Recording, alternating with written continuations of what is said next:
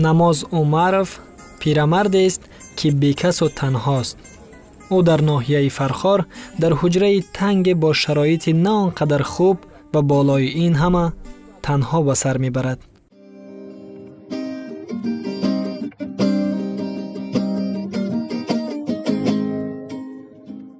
سالها پیش او را زن و فرزندانش پرتافتند و به مهاجرت رفتند. زندگی برایش خیلی سخت شده است.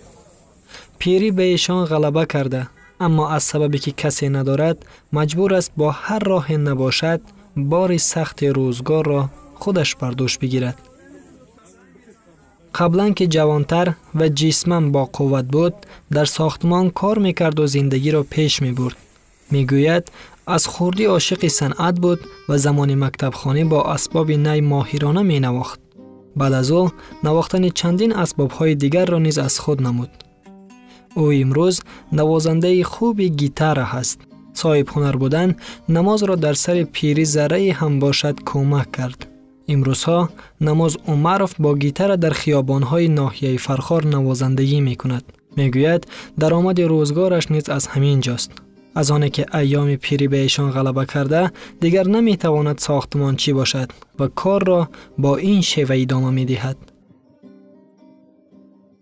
هر روز نه کمتر از 5 تا 10 سامانی درآمد دارد. میگوید تازه نوازنده کوچکی شده است و سببش را هم در تنگی روزگار می‌بیند. با قسمی از درآمد هر روزه شراب می‌نوشد تا شرم را از خودش دور کند و با بقیه خوراک تیز تیار می‌خورد. اما نماز عمرов ناامید نیست و آرزوی تشکیل مکتب خود را دارد.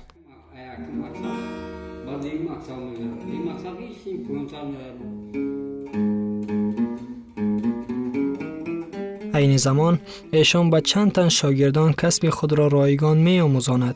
امید بران دارد که در آینده شاگردان تربیت کردهش صنعت او را رونق می دهند و نامبردار او خواهند بود.